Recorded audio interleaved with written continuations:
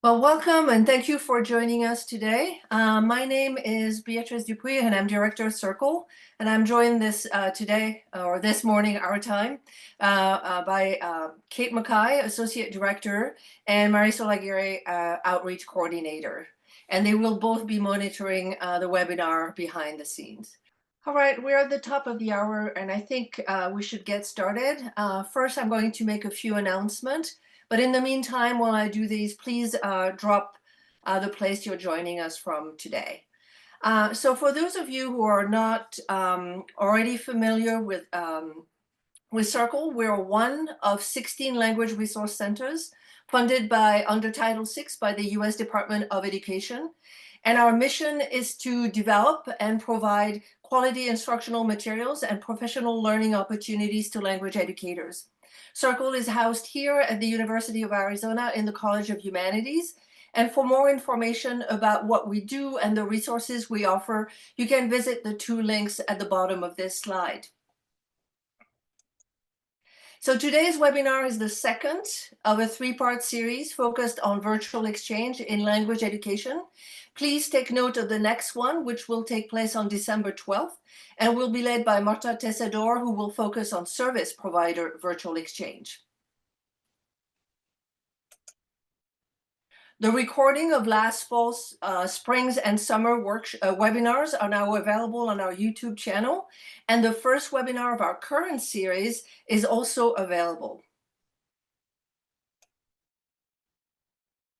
The Consortium of Middle East National Resource Centers will host a hybrid workshop on artificial intelligence and online tools in Middle East language pedagogy in April next year. Please scan the QR code on this slide to access the CFP and submit a proposal by December 31st. So it is now time for me to introduce today's presenter, Dr. Carolin Fuchs. She is a teaching professor of world languages and English and the coordinator of online teaching and learning in the College of Social Sciences and Humanities at Northeastern University in Boston. She has previously taught at higher education institutions in Asia, Europe, and the United States. Her research focuses on technology-mediated language teaching and learning.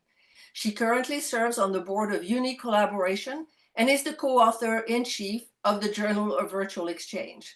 She is the recipient of the 2023 Innovation in Language Program Direction Award from the American Association of University Supervisors and Coordinators of Language Programs. Carolin, please take it from here. Thank you so much, Beatrice, for the introduction. Thank you also, Beatrice, Kate, Marisol, for the invitation. I'm excited to be here. I'm excited to share with you all my passion for virtual exchange, and just looking at the chat to see all the different places that people are tuning in from is just a delight. And I came to virtual exchange 25 years ago, and I've had the wonderful opportunity to work with a lot of wonderful colleagues and their students in different places of the world. Virtual exchange has helped us connect around the globe, and I've worked with many countries. I've worked with Cyprus, Hong Kong, Germany, the UK, Spain, Japan, South Africa. I'm sure I'm forgetting a lot of places, and it's been an incredible experience. So I'm very excited to be here, and let me just go ahead and start the presentation and share the screen. All right, here's the title of my presentation, and here is the outline. So after a short introduction, I'm going to talk a little bit about the key concepts that you see listed here, and then after that, I'm going to go into the practical application of it. And I will stop a couple times along the way for Q&A, and stop, take a breath, and see what questions people might have. And we also have a couple of polls lined up to keep people engaged as well. So this is what it looked like for me when I started out 25 years ago in spring 1999. And I was teaching German at the Monterey Institute of International Studies, now the Middlebury Institute of International Studies at Monterey in California. And I wanted to give my German students a more authentic experience beyond the text that we had back in 1999 from the internet and beyond the textbook. And so I connected them with learners of English at my alma mater in Munich. And as you can see, the technology wasn't quite as advanced, so we had to fax over our emails to folks over in Germany. And thankfully, we're no longer in the 90s. We are in a different century, and we have different technology available. Before I talk about that, I want to briefly situate myself academically in the here and now. And I'm now at Northeastern University in Boston. And at Northeastern, experiential learning lies at the heart of education. And it is a requirement for students at the university. And experiential learning means that knowledge is created through the transformation of experience, and that this transformation requires some element of thought or reflection. And at Northeastern University, experiential learning is realized through the items you see listed here in the navigation bar. And the main focus of what I'm going to talk about will be on the second one from the left, the service learning. I'm also housed in the College of Social Sciences and Humanities, and like many other institutions, we have put forth a strategic plan on diversity, equity, inclusion, and belonging, or DEIB, and the main focus is on community engagement and also forming responsible partnerships with communities and institutions beyond our now many campuses and around the globe. So against the backdrop of my institution's focus on experiential learning and on our DEIB strategic plan, I'm going to focus and draw on three main pedagogical approaches and framework: telecollaboration/virtual exchange, and civic engagement as realized through intercultural citizenship, as well as community outreach as realized through service learning. And all of these approaches share that they are experiential in nature and that they focus on the principles of reciprocity and reflection. And I'll talk about this in just a minute. So to understand how we arrived at virtual exchange's popularity in language education, let's take a step back and look at telecollaboration and how it started out. So those of you, this may be specifically useful for those of you who were not able to attend Robert O'Dowd's talk a few weeks ago. And he talked in more detail about telecollaboration. Here's the definition. I'll give you a second to read it. And like I said, the main principles are reciprocity and reflection. And so here comes the first poll. I want to know what you associate with reciprocity in the context of telecollaboration. So we're launching the first poll here. I can see the results, so I'll let you know the answers. 9 people said A, 38 said B, and 1 said C.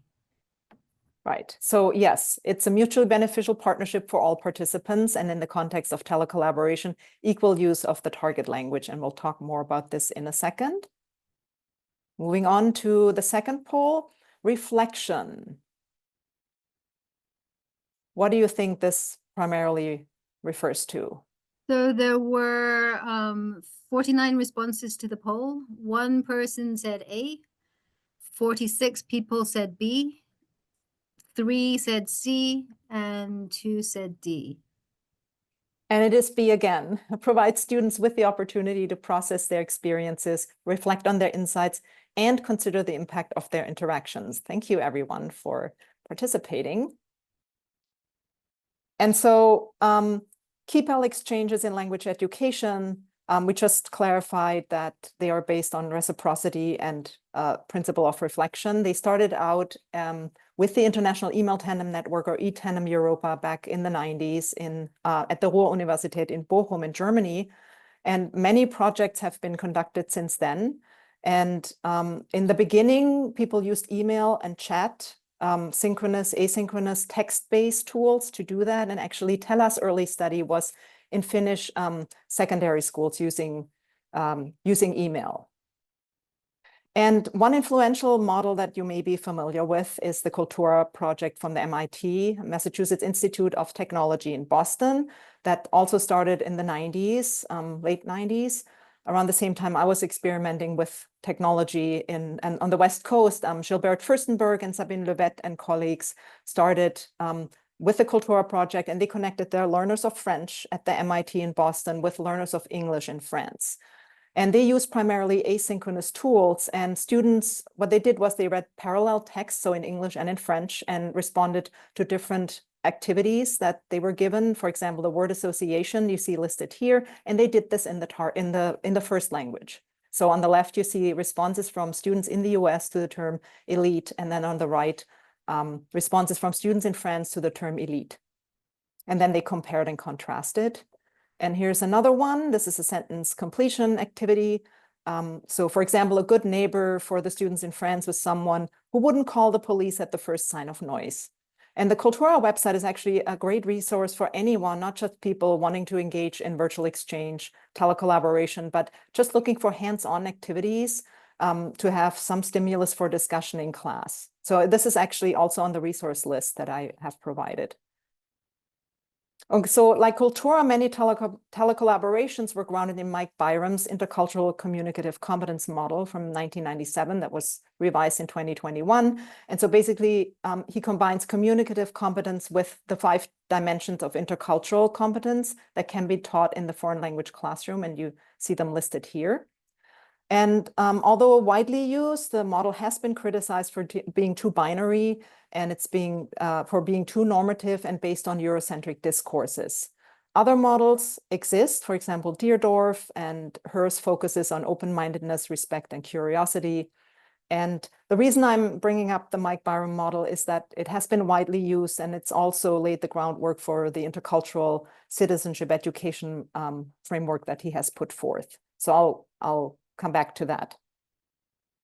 Before that, I want to just briefly clarify a couple more terms that are important in the context of telecollaboration. The term affordances. According to Van Leer, the term affordances refers to the following in the context of language learning. So I'm curious to hear what people think. Are we ready to close the poll? Sure, and I can report the results while it is still coming in. So far are about 40 plus people have responded, and the majority overwhelmingly checked B. 2 people checked C, and that's it. Awesome. Yes, it is B, possibilities for action that provide opportunities for engagement and participation. And this leads to the next point. What do people think is the fuel for learning in an ecological perspective? Here are 4 options, excuse me. Were you ready to close? Sure. Let me go ahead and report that 46 people have actually participated in the poll, and overwhelmingly chose C, engagement. But Awesome. so 38 people chose C, 2 chose B, and 6 chose A. Okay, and I think there is a point to include the other ones as well. The answer in this case is engagement. So affordances and engagement. And I just want to recap what we have established. So drawing on Gibson's notion of affordances, which is actually from the late 1970s, Van Leer states that context can provide affordances or possibilities for action that yield opportunities for engagement and participation. And so you can see how in technology-based instruction, technology offers a lot of affordances depending on how we put it into practice, how we use it. And so the fuel for learning in an ecological perspective is not input or exercises, but engagement. And more generally speaking, affordances. So you see the picture of the frog with the frog and the leaf there in the corner. So the leaf in this case affords protection against the rain for the frog, but in other cases it affords food for other animals. And so we as educators are called on to provide a rich semiotic budget and structure learner tasks and participation to make access available and encourage engagement. And telecollaborative studies and virtual exchanges, they tend to be situated in a sociocultural framework for telecollaboration. And because from the sociocultural perspective, everything happens in through social activity, which is the process through which human cognition is formed. According to Vygotsky, everything happens on the social plane first before it becomes internalized. And so I'm going to move on now to virtual exchange. And virtual exchange is the overarching term. Many others exist, but it's kind of the overarching term for different online and technological initiatives and exchanges that have evolved over the past couple of decades. And for ease of reference, I will be using virtual exchange throughout. Robert O'Dowd also came up with the term online intercultural exchange, or OIE. And like I said, others exist, but virtual exchange, VE, has been used most prominently. And virtual exchange has been implemented widely and since the pandemic in particular. And with new technologies arising, advent of Web 2.0, social networking tools in the mid-2000s, we've also moved into new online literacies. They're now participatory and user-generated, and you may have used this in your own teaching. Tools such as wikis, blogs, forums. They offer an abundance of resources for targeting language speaker interaction and a variety of discourse options and engagement, that important term that we just talked about. So today's virtual exchanges encompass no longer the bilateral, well, they can be bilateral exchanges, but now you see a lot of multimodal, multi-literacy-based, and multi-site collaboration, so involving different institutions in just one project. And researchers have focused also on issues that revolve around digital equity and critical digital literacy. Now, what are the affordances for doing all this? Key affordances of using such technologies include, for example, active engagement, authentic communication, learner-centeredness, and practice and discovery. And this has also been applied to cross-disciplinary virtual exchanges, so not just language-based, but also cross-disciplinary, for example, in Chinese and German business courses. But there is a pressing need to address partner matching, teacher perception, teacher preparation, teacher training, and there is a need for a shared resource platform. Institutional support and recognition also remain pressing issues. Any of you who've engaged in this know exactly what I'm talking about. And there are a couple more terms I want to just go over. So in addition to evolving technology tools that we just talked about, I also want to point out two trends that have impacted virtual exchange. One is globalization, and the other one, the internationalization of education. And they both have resulted in student mobility and an increase in lingua franca contexts. So to provide access to internationalization and intercultural learning to all students, whether no matter where they are physically, whether they can leave home or not, internationalization at home has become increasingly popular. How can we bring this to the students when they can't go abroad, for example? So a trend that the pandemic has accelerated, and one way to engage them is through, for example, tandem learning, as you can see here. And then another trend includes lingua franca exchanges where students communicate in a shared language. So they de-emphasize national or cultural boundaries, and transnational virtual exchanges focus on global themes or issues, and they require language learners to collaborate on solving a problem or a task. So they're very hands-on. And Robert O'Dowd, I would like to refer back. He has a number of great examples in his talk on lingua franca exchanges. They can establish a common ground for all language users, regardless of proficiency levels. This challenges the notion of the native speaker. But critical voices exist, of course, and English as the default language for lingua franca exchanges has been questioned, especially because of the pedagogical styles and assumptions that underlie this. And also meta-analyses have suggested that virtual exchanges are still predominantly conducted among Western institutions and with English-speaking participants, also in teacher education contexts.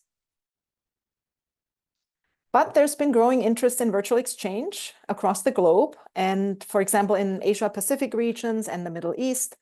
And the shift towards interdisciplinary virtual exchange over the past years has led to new initiatives such as the Stephen initiatives. You see the logo here in the corner.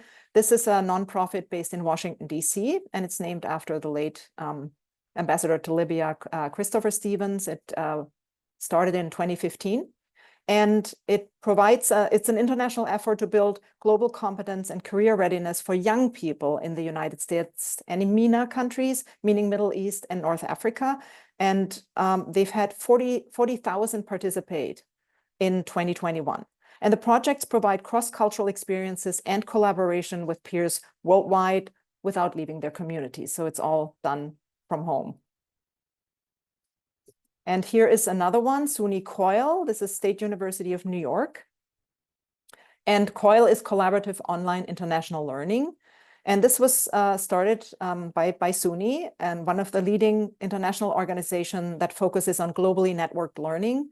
And those collaborations are interdisciplinary in nature and typically shorter than your typical telecollaboration that lasts typically for a semester. So these are more around 5-week collaborations or somewhat more, but not full-on semester-long collaborations. They have shown results that show that learners' motivation increased to learn a target language, even though they were short in duration. And recent COIL projects have focused on bridging the gap between the global South and the global North by decentering hegemonic Western attitudes. And I've provided links for both SUNY COIL, but also for the Stevens Initiative on the reference list, as well as some resources for K-12 educators for virtual exchange. And just to wrap up this part, telecollaborative scholars have moved from the early linguistic intercultural focus to a critical exploration of how globalization and technological advances impact access, equity, and social justice. And here you see screenshots of some of the books that have come out. It's a growing field, rapidly growing field. And the topics include design, implementation, identity, literacies, digital equity, assessment, social justice, and internationalization. Okay, so before I move on to the next part, I'd like to check in for questions, Beatrice. Yeah, so we have one question. Maybe I should go on camera. This person says, fantastic presentation, really informative. In the early 2000s, I experienced VE via telephone, then Skype. So my question is, with the rapid advance of technology, how do you envision the future of VE? Did I hear that right? Via telephone and Skype? Yes. So back in the early 2000s, Christina experienced VE via telephone and then Skype in 2010. So her question is that, based on her experience, what do you anticipate, or what do you envision VE to look like in the future? What is the future of it? In terms of the tools? I'm referring specifically to tools.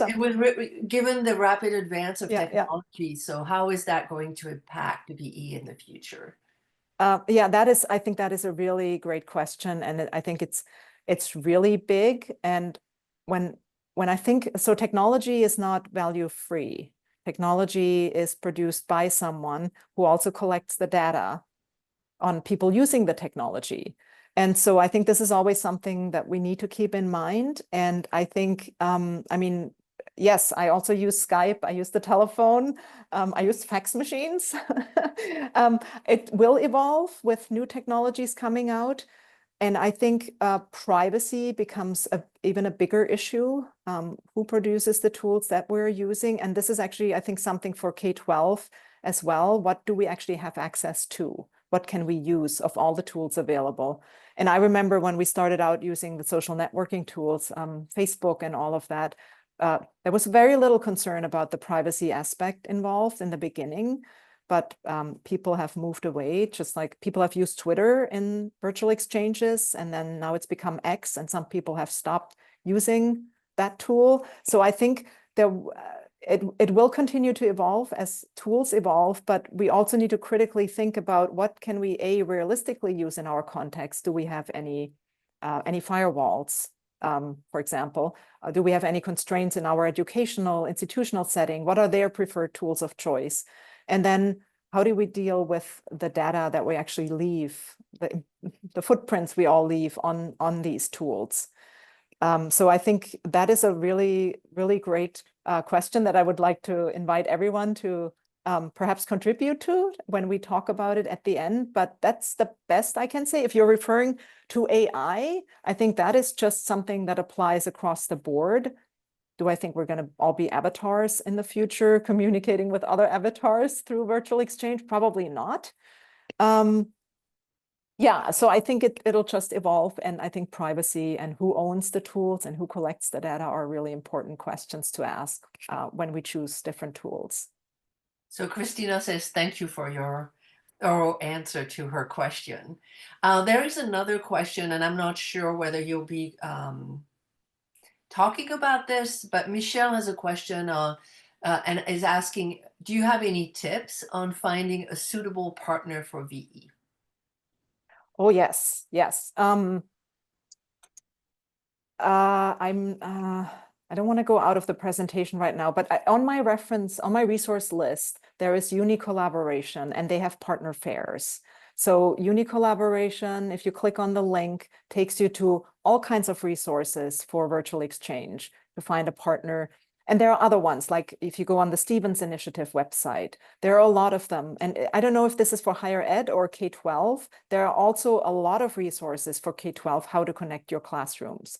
But I know, since I'm part of Uni Collaboration, I know we do the partnering fairs, and there is like a mailing list, like, hey, I'm teaching whatever business Chinese. I'm looking for a partner class who can do, spring semester 2025, for example. And then people will respond. But there's also really like a partner matching, a Zoom meeting where people come together and try to find partners. It's like a dating thing, except for virtual exchange. Not sure if I answered it in. Yeah, I think so. Yeah. Okay. And Wonderful. if not, Michelle can follow up on that question if she has something else or Super. if she had something else in mind. So I think we should move on. There's one question, but I think we should keep it for the end because Okay. it's much more general. Terrific. So I'm going to move on to civic engagement, and to prime us, I would like for you to see what you think of these 3 dimensions and how they match up with the definitions you see here. I mean, we have roughly 40 answers to the poll. And so far, what do I see? So 39 people chose 1. 41 people chose So 2. Oh, and for then, matching. oh, this is very strange. It's for matching. It's like, for matching. Yeah. Okay. It's like 1A, 1B, 1C. There we go. All right. So I'm not sure it's coming through the poll as so question 1, sorry, or statement 1. The majority chose critical dimension. Question 2, the majority of respondents chose civic action. And for the last one, the majority of participants chose relational dimension. Great, super. Thank you so much. Awesome. And so here they are, organized. So yes, here you have the dimensions and the definitions that you can read on your own. So in his book, Intercultural Citizenship Education, Byram draws on the German notion of civic education or politische Bildung, and he expands his earlier framework, the ICC, Intercultural Communicative Competence one that I showed before, to include these 3 dimensions in addition. And other frameworks exist, and I would like to refer back to Robert O'Dow's talk. He talked about the Council of Europe's RFCDC, Reference Framework of Competencies for Democratic Culture, in his presentation. So you can go back there. He had a screenshot of the framework. So the one I do want to mention and talk in a little bit more detail about is the SDGs, the 17 Sustainable Development Goals by UNESCO. And they have been integrated into virtual exchanges. And there are some critical voices that have raised concern, saying that there's no agency issuing global citizenship passports. So how can there be global citizenship? But UNESCO clarifies that global citizenship is not about having a special passport or about traveling. It's really about the mindset and daily actions. A global citizen understands, and I'm quoting, global issues, values diversity, and collaborates on solutions to global challenges. And we as educators are encouraged to adapt the curricula to teach about global interconnections that instill values like respect for diversity, empathy, and open-mindedness. And so virtual exchange educators have tried to do precisely that, to integrate those development SDGs into their virtual exchanges. So they've been using an intercultural citizenship framework, whether they include the SDGs or not. And they have been successfully implemented in various countries across Asia, the US, South America, Europe, for instance. And projects have shown promising results. And for example, developing skills of discovery, perspective taking, and evaluating different viewpoints. And having bilingual discussions in one project was Spanish and English on these sustainable development goals has also raised participants' awareness of these goals, such as quality education, no poverty, good health, well-being, and climate action. So there's a lot of things that can be done with these SDGs. So global citizenship, cultural awareness, and community can be developed among learners by integrating broad societal topics such as sports, patriotism, or natural disasters. And one study with students from Mexico, Poland, Spain, and the US showed discussing the SDG topics in the course, in a virtual exchange, in a common language, positively impacted their views on global citizenship. Also, designing accessible business courses can lead to increased social sensitivity and openness towards disability, which was shown in a long-term virtual exchange between Hungarian students and students in the US. So challenges exist, regardless of the positive outcomes. And while intercultural citizenship pedagogy can raise awareness, promote personal growth, it doesn't always lead to sustained civic action. So, and also terms like intercultural or global, they are not universally understood by students. And this was observed in a virtual exchange between the US, Hungary, and China. And another study showed that postgraduates lacked a well-developed sense of global citizenship. So there is a need for more comprehensive education on these different concepts. And students' understanding may be limited, and a richer understanding needs to be developed. So this brings me to the next and final concept, community outreach. This goes back to my institution's strategic plan, community engagement, forming responsible partnerships with communities beyond our campuses and across the globe. And Byram has emphasized that language instruction should prioritize connecting learners with their communities. So this approach aligns with a recent focus of many institutions, like our strategic plan on diversity, equity, and inclusion goals. And these goals aim to provide outreach and equal opportunities for all participants. So this can be realized through service learning. This is an approach that systematically engages students in community outreach, fostering these connections and promoting inclusive education. So let's define service learning. You see the definition on the left here by Barbara Jacoby. And in the US, community outreach through service learning has a long tradition. Service learning programs have been around for decades, and it is a form of experiential education, like I was saying at the beginning. And the hyphenation between the service and the learning term point to the symbiotic relationship between the two. And according to Bringle and Hatcher, reflecting on the service activity helps with students' understanding of course content, a broader appreciation of the discipline, and an enhanced sense of civic responsibility. And I'll show you in a minute what that can look like. But first, reflection again. In service learning, students act and reflect, or in Ahler's words, reflection is the glue for holding everything together.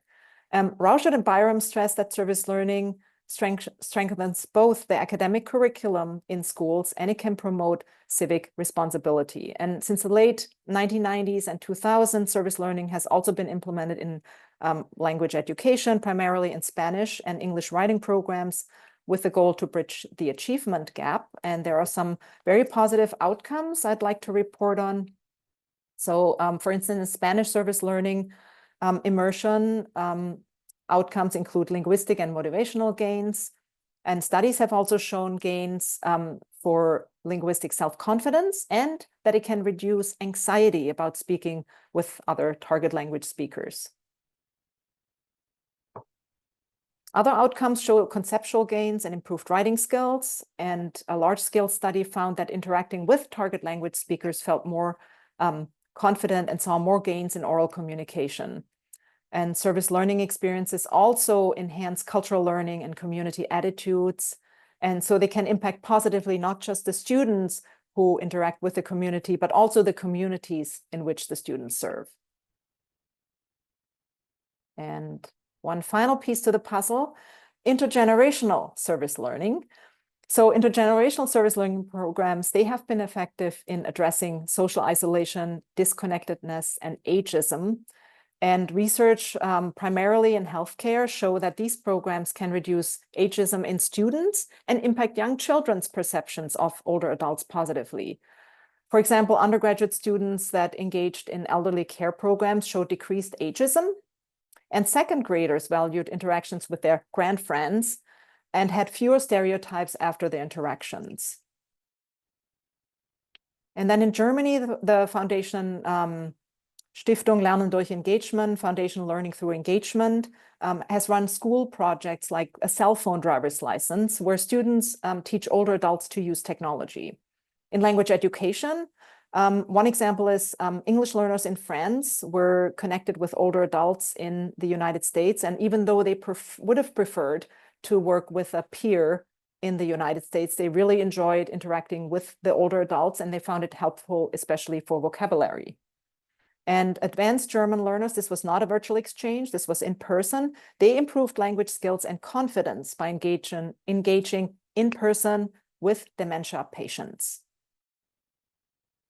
So to recap the main points done in this section before we move on, if I could just get a sense of what you feel that a well-designed service learning activity may include. So please select all that apply.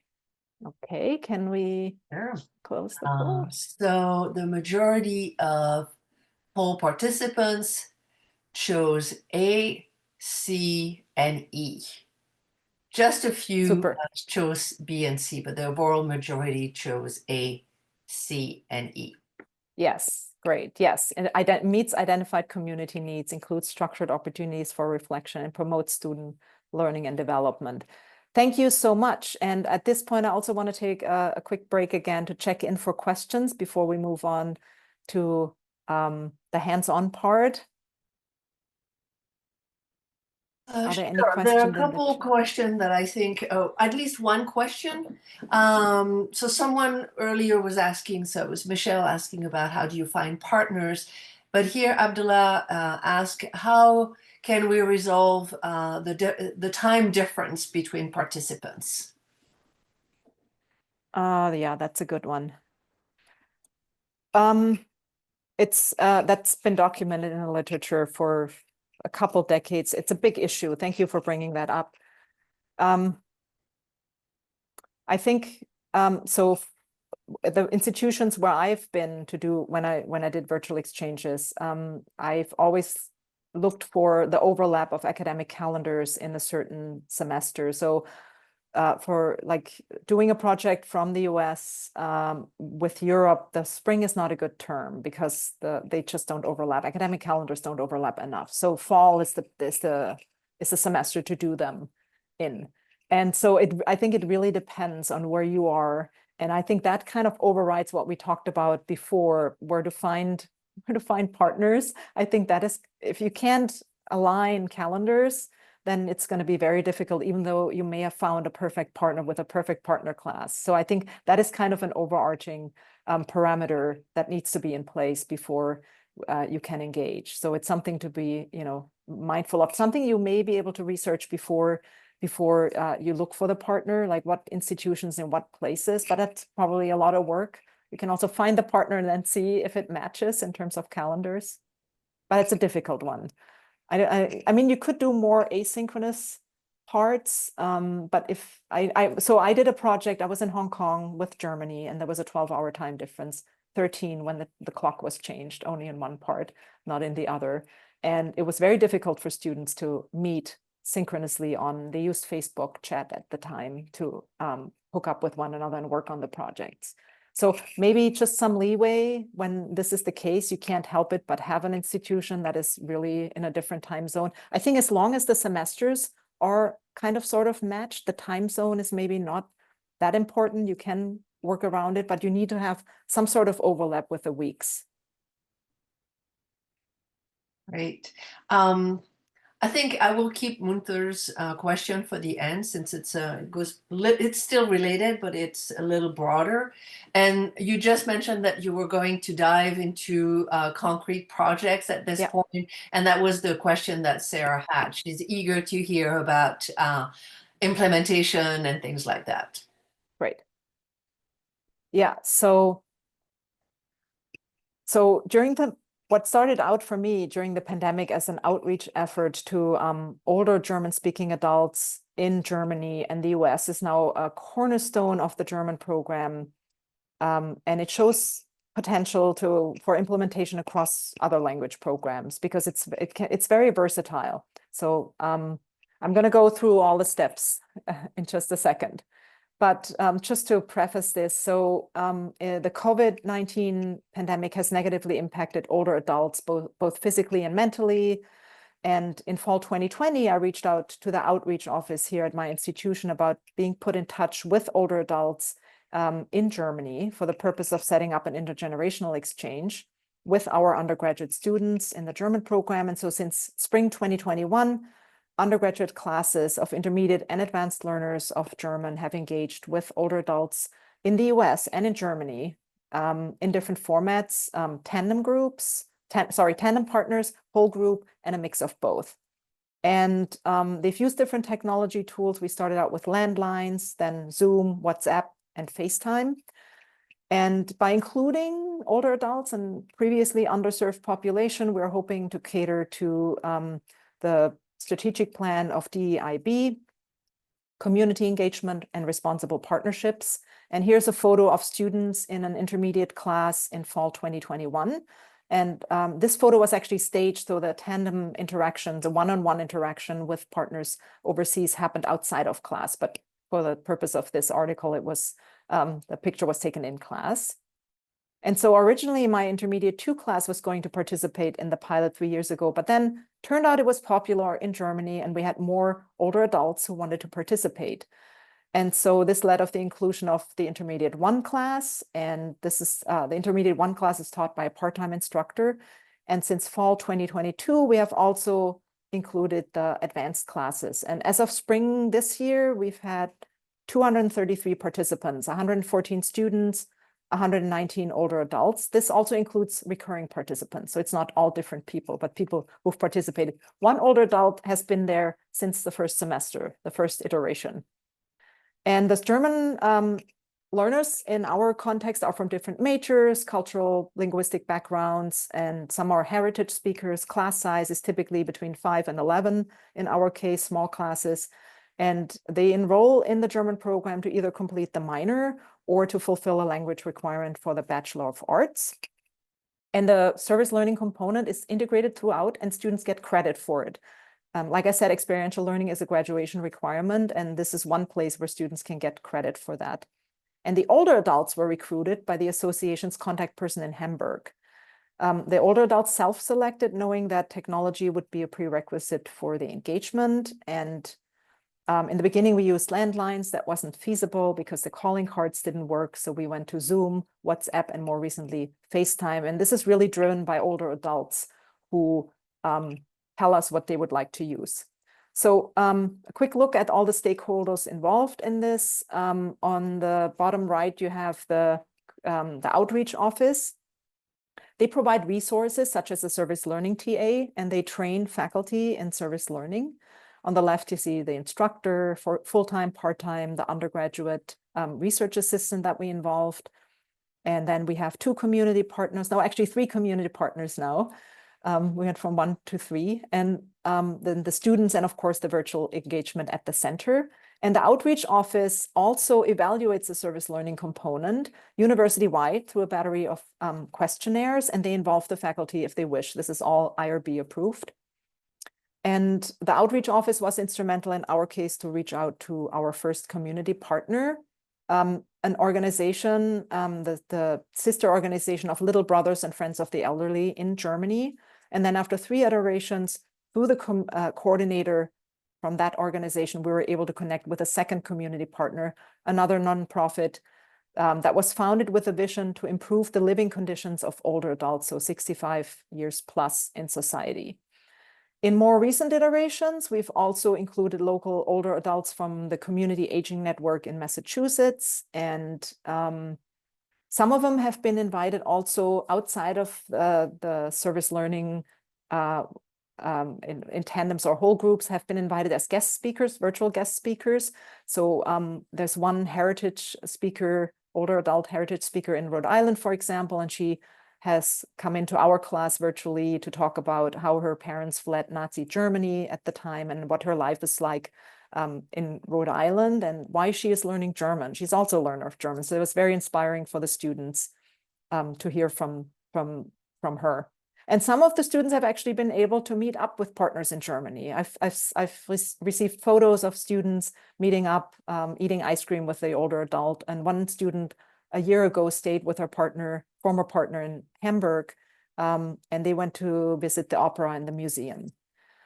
And so the service learning outcomes, these are general outcomes provided by the institution, by the outreach office, and a selection of outcomes. And the outreach office supports a lot of community engaged partnerships, 182 in our case, and 90 faculty teaching all these courses. So these goals are rather broad, and they are adopted by the faculty who run service learning courses.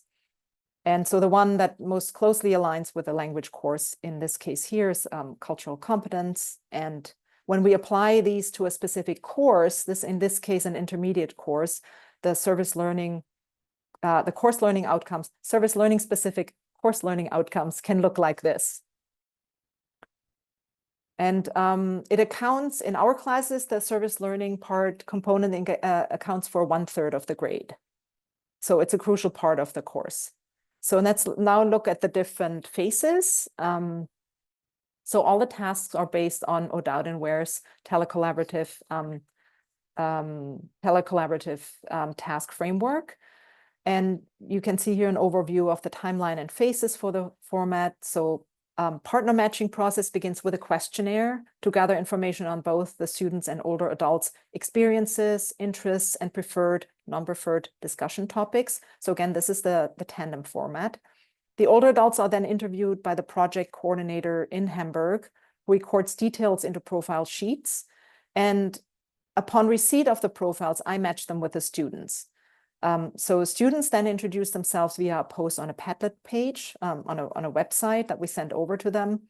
And the students also complete pre-reflection service learning questionnaires about expectations and their prior service learning experience. And in all formats, participants first conduct research on the Community Partners Association, the vision, the mission to identify community needs. And they then prepare questions for their tandem partners and for the one-on-one meetings. And they're sent to the instructor. Instructor provides feedback, and then they're revised. And then they participate in 2 to 4 synchronous outside of class sessions with their older adult partners throughout the semester. And after each session, students respond to target language reflection prompts. So these are done in German. And the reflection prompts increase in length and complexity.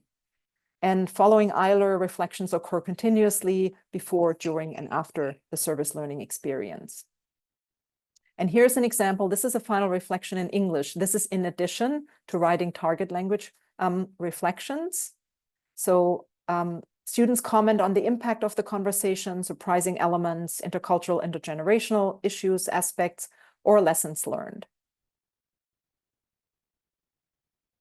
And to show you some voices from the students, here's a summary of some of the preconceived notions from the intermediate 1 class. This is an early iteration in spring 2022. This was final reflections in English. They were initially reluctant to participate. They were very nervous about conversing with a stranger in the target language. This is intermediate 1. Preconceived notions, they had preconceived notions of older adults being conservative. They expected older adults to disagree on politics. And what we've also seen, what I don't have on here, is that students also had questions about the role of service learning in the overall curriculum, the coursework, and the grading process. It didn't come natural to them why we were doing this in the class. And here's feedback from the service learning post questionnaire. This is from 2 participants in the intermediate 1 class in spring 2022, same class. The students felt through the service learning they could learn how to communicate better, practice their speaking, learning about culture, life perspectives. It's no surprise there, really. The students appreciated making connections with the real world, not about textbooks. It's about reaching out and reaching outside their comfort zone. And they could also see how classroom skills are reinforced and applicable to the outside world. And then finally, they felt they achieved the community identified goal of closing the intergenerational gap, building relationships, gaining perspectives on their experience, and bridging cultures.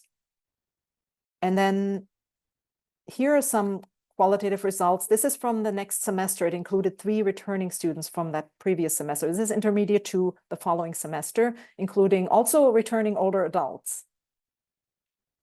So students here felt they learned, again, language, proper grammar, importance of grammar, proper word order, conversational skills.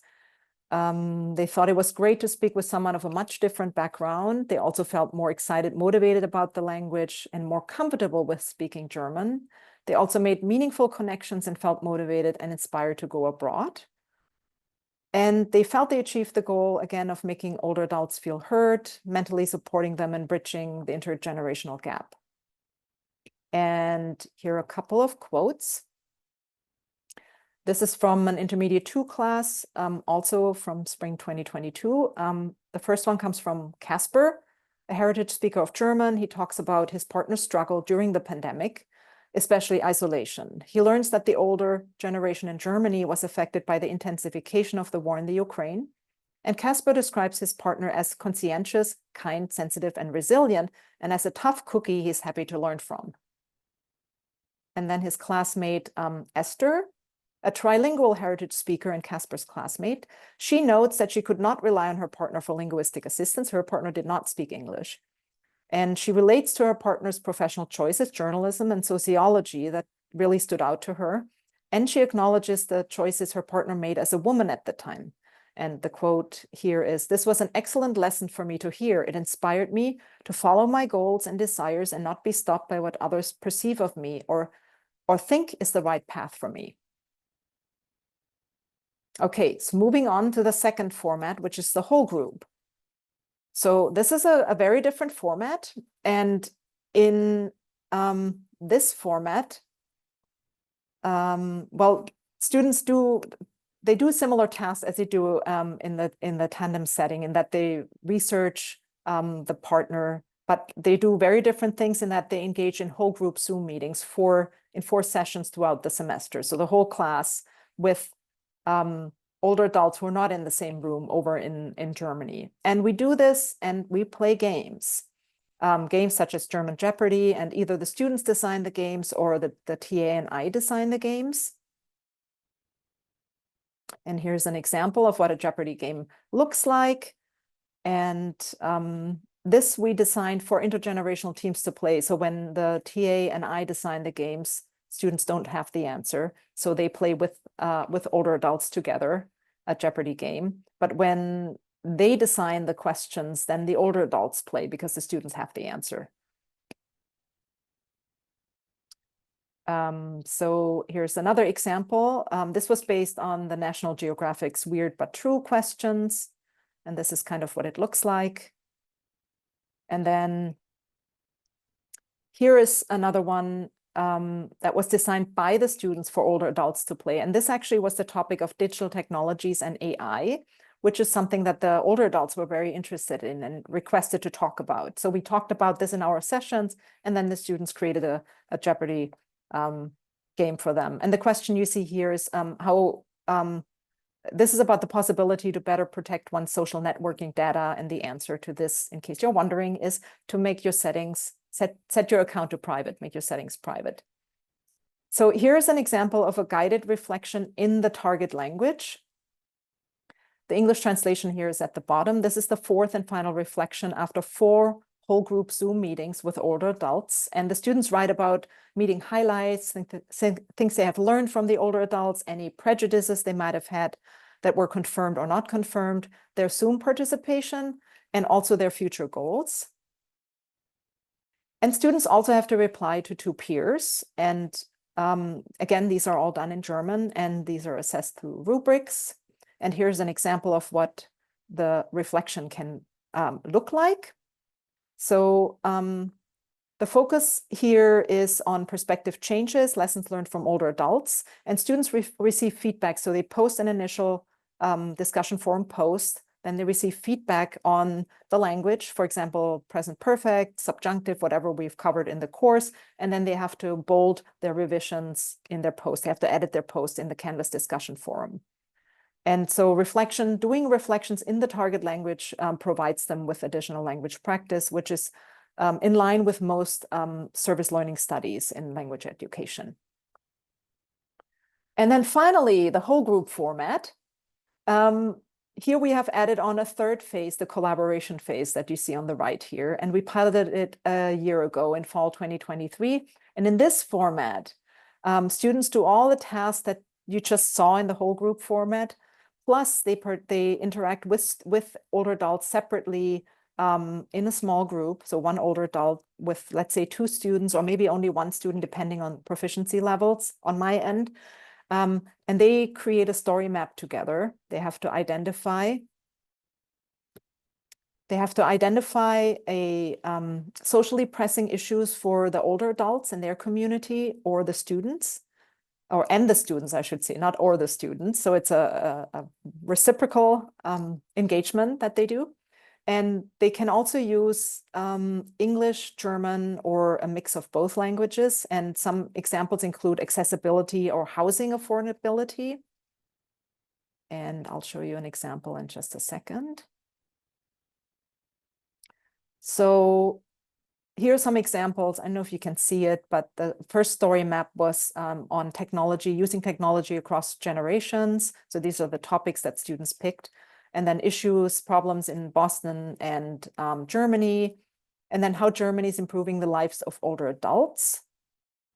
And here you can see a story map example on a technological technology initiative in Germany that students learned about. It's called Digitaler Engel, Digital Angel, that helps older adults with digital technology. So this group focused on technology, and they learned a lot from the older adults that they packaged into a story map. And they also contributed their own perspectives on that. So it wasn't only eliciting information from the older adults, but reciprocal. And here are some quotes from student reflections that illustrate what the older adults were struggling with: adapting to new technology, keeping up with current technology, or interacting with new technology.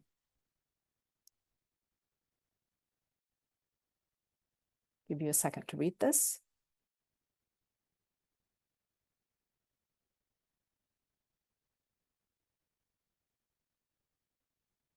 Other pressing issues for older adults included accessibility and mobility related to transportation, for example, wheelchair accessibility. And students focused on Berlin because their partner was from Berlin. So they researched that and received input from their partner on the topic accessibility.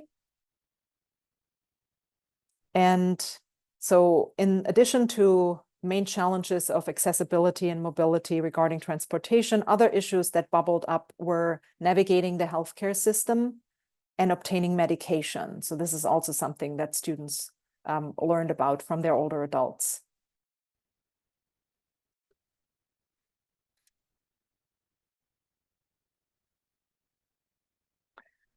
And then students were able to compare this information with, for example, in-house medical care in the US. And other issues that older adults shared were age poverty and the cost of living. For example, a big city in Germany, Hanover, where one of the older adults is from. And the students could relate to living in Boston, which is a bit bigger than Hanover, but has similar issues in terms of housing cost.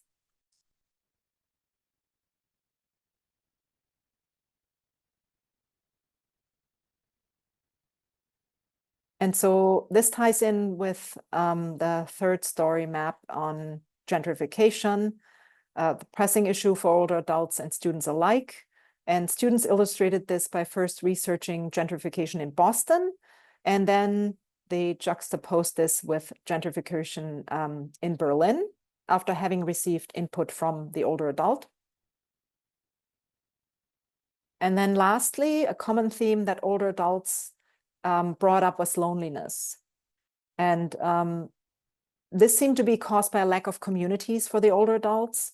And students also shared how they experienced loneliness from in their communities and what it was like, especially during the pandemic.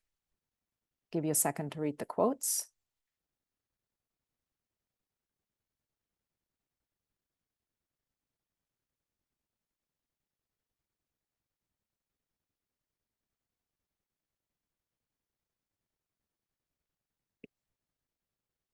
Okay, so to summarize the main points that we have seen in student responses. So overall, the intergenerational virtual exchanges were perceived by students as valued intercultural and linguistic engagement. They reconsidered some of their pre-existing notions, especially regarding older adults' activity levels or attitudes. They felt inspired by the older adults' outreach in their own community. And some of them said, oh, I want to do this too when I'm, that age.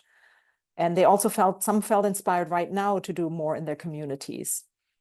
And especially recurring participants seem to feel more at ease due to an increased confidence in the second language. So it really helped them to, especially when they were connected with the same older adult, to feel more at ease conversing in German. But the role of service learning in the overall curriculum, coursework, and the grading process needs to be clarified further. And so I think overall, the program demonstrates how virtual exchange can facilitate sustained outreach to local global communities at scale. It can be introduced and integrated throughout. But of course, this requires, the systematic integration requires support systems for how to do this. And when a support system is in place, there are many collaborative opportunities for the different stakeholders, such as the full-time, part-time faculty, service learning TAs, undergraduate research assistant, and of course the outreach office. And this in turn can strengthen the collaboration across these different groups. And they naturally collaborate on the design and implementation of the learning outcomes and assessments anyway.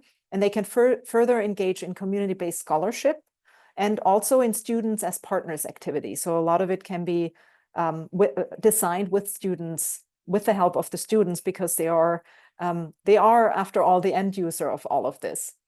And in addition to maximize student community involvement, the collaborative phase where they design something with the older adults together, that can be expanded on. So the goal is to identify pressing issues for the communities that can also result in a call for action. So I'm thinking back to, writing a letter to the mayor, how to bring issues such as accessibility, how to put it on the radar for people in the community. So this I see as a next step, just an example, writing a letter, for example. And so another important point is also the evolving role of adults. So I already mentioned the heritage speaker on the East Coast who came in as a guest speaker on her parents' escape from Nazi Germany and her own experiences as a learner of German. And then another older adult in Germany, she has a YouTube channel where she reads German fairy tales. And so she was invited to one of my advanced classes and we talked about fairy tales. And so this inviting them as virtual guest speakers is absolutely priceless and getting input from them. And so I think that's one thing that can be expanded on as well. And then also including all levels, not just intermediate and advanced, but also what can we do with the elementary levels? And one way to do this would be to assist older adults perhaps with technology. And this can be done in English because the older adults have also mentioned that they want to practice their English, those who speak English. They were very excited about also being able to bring in their foreign language. And with this, I would like to thank you very much for being here, and I'm happy to answer any questions you might have. Beatrice? Yes, I'm coming on. So I think there's two. One is more of a statement, but I'd like to turn it into a question. As you in an earlier slide, you had a diagram, some kind of Venn diagram, but not quite, where you were showing the different stakeholders that had been involved in the project that you just described. And that prompted one of our participants to say, oh, it seems that, Northeastern as a ideal setting, what can you do if you do not have this level of or these kinds of resources readily available? How do you make the connections? Let's say you don't have an outreach office on your campus, or you don't. So what are some suggestions you might have for participants or attendees who do not have access to this kind of network? Excellent point. And I feel very lucky that I do have this support. I did not have it before. This is the first institution where I have this kind of support. I had grants, internal grants for conducting projects, but not like this, not systematic support with a TA. So one way you can do this is to apply for a grant, and be it not so small, be it really small, you can look for things that your institution has for innovation in language teaching. And hey, I want to do this exchange. That's what I did before I had this type of support. I think that is probably the way to go. And it is, yes, it is a lot of work, but getting someone on board with this, and possibly maybe you can get an assistant. I don't know, depends on what kind of role you have, whether you have the opportunity to hire a teaching assistant or an undergraduate. I have also worked with former students. They've come to me. They were in a virtual exchange. This was back at Columbia, where I did teacher training in TESOL. They came back. They said, we want to do a virtual exchange. It was South Africa and Cyprus. So I had 3 students come to me, say, we want to work with our institutions in South Africa and Cyprus. They were from those countries studying in the US. And they said, this is fantastic. And they went through a project with me. And so they were the unofficial TAs. Of course, no one should work for free. So, you may want to think of some sort of compensation or make sure this is all, ethical. But they were so excited about this. And they said, no, we want to do this. We want to be involved. So that's what I found.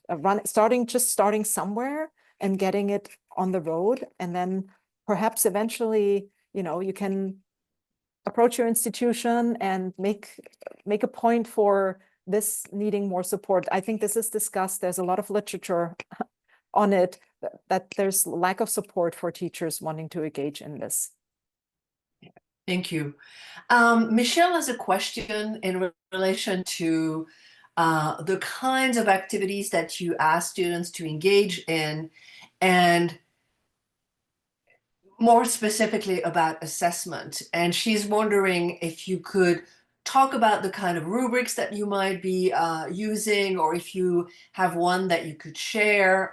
So that's our question. Yes, I'm happy. I don't know if you have a place to share them somewhere, but so the rubrics are, a lot of it is language based. So it's not changing much from what we would do in any language classroom, except the collaborative piece comes into play. When they have to do a collaborative project, there is a part on how they work with a partner, whether they provide peer feedback. So this is rated separately, but then other items are really focused on revisions. This is where I believe the learning lies. Everything has a draft, feedback, revision. Nothing is a one-time shot. This also actually has helped with not avoiding AI use, where students just send things through a tool. They can use AI for certain things, but for the first draft, I want them to work with their own language, because eventually it's very difficult to learn the language when it gets outsourced. Some things can be outsourced, but it's been super helpful, and they really appreciate the feedback, which is super time consuming on the revision. So basically a lot of it is they did the revision, check done, and they get the points. There will be late point deductions, but then I look for the items that we've done in class that they're supposed to apply in their writings. So this part is really language focused and outside the virtual exchange, in a sense that I'm not turning everything upside down because of the virtual exchange. It's still, one goal is still, despite the intergenerational, intercultural learning, it's still the language, of course, and they want that feedback. So yeah, so I have rubrics that incorporate all of that. There are different items. One is the language item, one is the task itself item, and then the collaborative part. I'm happy to share that. Great, thank you. Well, there's a direct kind of invitation from Abdilela, who says, I'm a professor in a high school of education and training in Morocco. Is there any chance to build a VE project in the future? Oh, yes, of course. I think it's back to the question that was asked earlier about how do you find a partner? You know, what do you want to do in the project? And I think it's easiest to connect with an organization where you have people who are also looking for something, also for resources. How do I do this? And again, I would defer to uni collaboration, but then also the Stevens Initiative, where there are a lot of resources. And then there's Words Without Borders, a resource that I just added to my resource list for K-12. There K-12 education, virtual exchange with STEM. It really depends on what exactly you want to do, but I think it can be done anywhere. I mean, I've done it. I've been at many different institutions, and I've always done virtual exchange because I strongly believe that virtual exchange can help with so much learning. For me, the language is always kind of a side effect, a nice side effect that we learn, but it's a social interaction. Going back to sociocultural theory, everything happens in social interaction, and it can be motivating for students when they write beyond the teacher for a different audience. But of course, back to Robert O'Dowd's talk, and I've been there myself, many challenges. Stereotypes can be reinforced. There are a lot of challenges, but I feel it gets really rewarded. And then back to the institutional support, it is absolutely crucial that instructors who use virtual exchange get some sort of credit for that, because students may not necessarily understand why you're doing it and what the point is. And something goes wrong, they don't like their partner, and it goes down on your evals. And you don't want that. So I think, yeah, to start somewhere, and I'm happy to talk offline if you want to leave your email address. I'm happy to talk and to connect you as well if you're interested. I think it can be done anywhere with any classroom. Great. So I'm coming back. You mentioned just briefly AI and trying to avoid the use of it. And Munter was asking, what is your perspective on that, of using AI in virtual exchange? I think it's how you would use AI in your regular classroom, and then you would need to coordinate with the educator on the other side, or maybe you have a multi-site collaboration. You would need to negotiate how you want to use AI. What is a a responsible use of AI in the class? What do you want to use it for?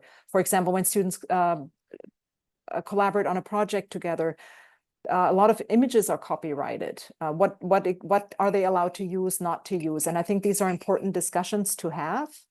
And generally, I mean, if I'm only responsible for my own classroom, then, you know, I wouldn't do it much different than what I do in my own classroom. But the minute you add on another classroom, of course, you need to negotiate it with the educator. And this is where I think gets really interesting, where we can all learn what are the policies at their institution, what are our policies, what can we do, and how can we educate students about responsible use of AI. And what is it that you don't want as a language educator? What do you don't want AI to be used for as a language educator? Yeah. And I mean, just thinking out loud, I could see how it could be useful to alleviate students' concern. You mentioned that, you know, in your virtual exchange project, you were asking students what they were concerned about and so on. And maybe that could be a tool kind of ease them into if they don't know how to say something, or, they could use AI or start a conversation and they're not quite understanding. Maybe that could be also a way where it could be used. Just a thought, but. Yeah, absolutely. So Michelle is asking, is V incorporated into a specific language course, or is it a standalone course at your institution? I'm Yeah. not sure I understand the question. Well, maybe, I think you mentioned it, right? V is integrated in the intermediate. Right, exactly. Right, and is it all the intermediate sections, and the advanced? Yes, and we're the small. We're a Uh-huh. small program. It's in all the intermediate and advanced courses. Not true. It's not in advanced 2 right Right. now. It's in the ones where we've not been able to run advanced 2 every semester due to enrollment. Mhm. So, but it would be, if it were to run with enough students, and we would have it in the advanced levels as well. And my idea is to also include it in the elementary level courses. Mhm. So it is not a standalone course where something is being used, but you're using Exactly. VE across particular levels at your school. Exactly. These are still regular language courses, intermediate 1 to advanced, and it's a component in those courses. Right. Yeah. And since the university uses the term service learning with a hyphen, this is what we are using. It has a service learning component, and these courses are in our registrar system. They are classified as service learning courses, so students get experiential learning credit for them, which is a graduation requirement. Oh, this is great. Yeah. Yeah. So one last question, and that was posted in the chat, but I noted it. So someone is asking you about your view on using English as a lingua franca in virtual exchange. This person said, I'm teaching business Chinese. Is there a way to help students improve their Chinese proficiency in this context? Not quite sure actually what this using Chinese, collaborating with an English business course? Probably, yeah, I can see that, yeah. I mean, my point of view in general is it's if the students, so probably the students on the other side are not learning Chinese. Right. I think still there's so business Chinese students, who are the learners? I would need a bit more information, but in general, I think that it's still, there's still so much that happens when we interact with others.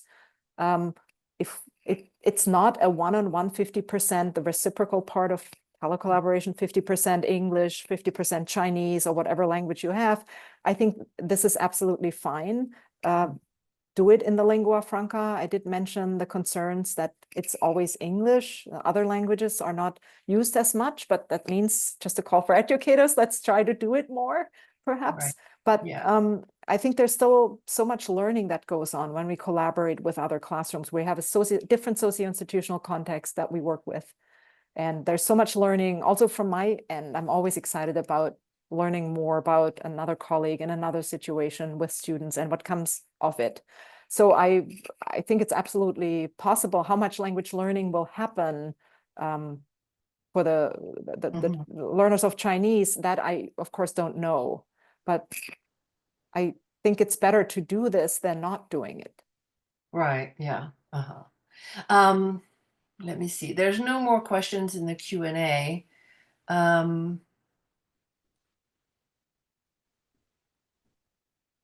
So one question maybe that I have, so in the previous webinar that where Robert presented his research, one thing that he mentioned was, of course, virtual exchange does not replace study abroad. But you also made the comment here that I find quite interesting, is that how sometimes virtual exchange can be a prelude to virtual exchange. And I was curious, in your experience running virtual exchanges for a long time, have you seen an uptick of students engaging in virtual exchange and then deciding to go on study abroad. I was just curious about that. Oh, that is I'm going to write this down, Beatrice. I don't have any numbers for that, but I'll look into it. To see how many go abroad. So in the context of Northeastern, a lot of them do go abroad.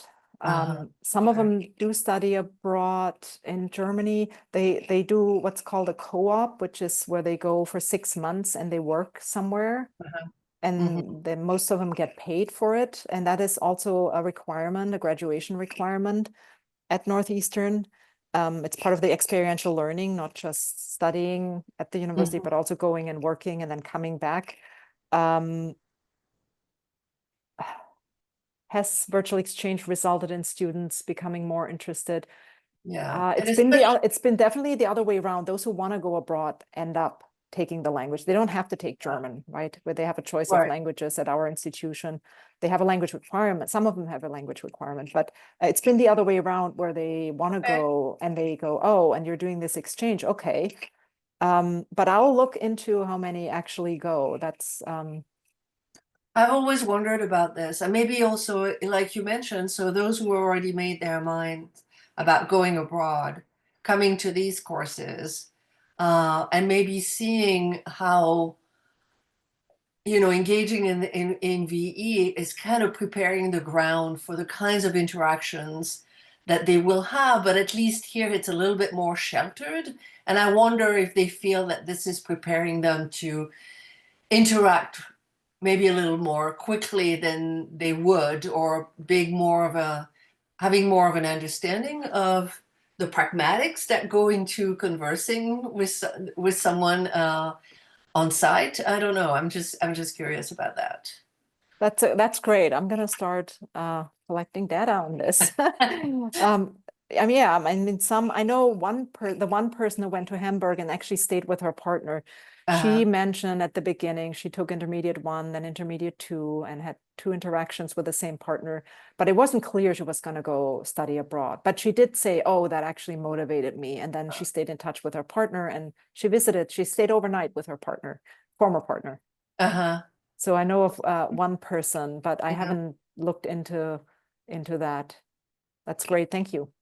Yeah, and I just think it's because, like you were mentioning, there was virtual exchange became quite popular during the pandemic, and then I don't know, maybe there was a little bit of a drop after travel resumed, but I've always been curious as whether we could be a vehicle to maybe get students more interested, preparing them more, or and if there was a demonstration of that, maybe there would be more or additional interest. I don't know. So I was just curious.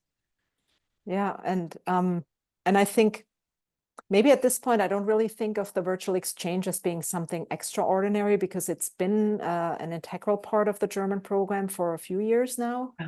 That it's kind of second nature now, that this is what we do, and students, I guess word gets around, this is what we do in those classes. For some it may be a deterrent. I have to speak with with an older adult in German one-on-one. Yeah, can be challenging, right? But they all report afterwards, no one said this was terrible. Some said, oh, it was intimidating, but I'm proud I did it. Like with so many things, right? Great. Yeah, that's awesome. Well, I don't see any more questions, and we're actually right there at the bottom of the hour. So we've reached our time. We filled up our time for the webinar. Thank you so much. You will Thank you. We'll send you the chat, I think, transcript. Lots of thanks. People thinking that it was a wonderful webinar, that it was very informative. Many thank yous as people are leaving the space. Yeah, it was very, very interesting. Thank you, everyone. I really appreciate truly your time. Inspiring, but also in some ways could be a little scary when you actually start. But it truly is very inspiring how you were able to connect to make that civic piece happen. And yes, your context supports that. But I think that is truly a a way to inspire other people in doing this kind of work, I think. Thank you so much. Thank you everyone for being here. I really appreciate it. Yeah, everybody's very happy. I Thank you. can see the chat going, and you probably can as well. So yeah, awesome presentation. Thank There you go. You take this for your weekend, you know. It's Thank you. Thank you. yeah, it was great. Yeah. Well, if ever I teach a French class and have to have some pointers on doing things, I'll make sure to reach out to you, because it looks like you have Yes, please a good do. deal of Please do. experience. Yeah. Thank you. It's a great project. Yeah. Thank you so much. I really appreciate it. Have a wonderful weekend, everyone. Thank You you. too. Bye-bye. Thank you so much. Bye-bye. Bye-bye.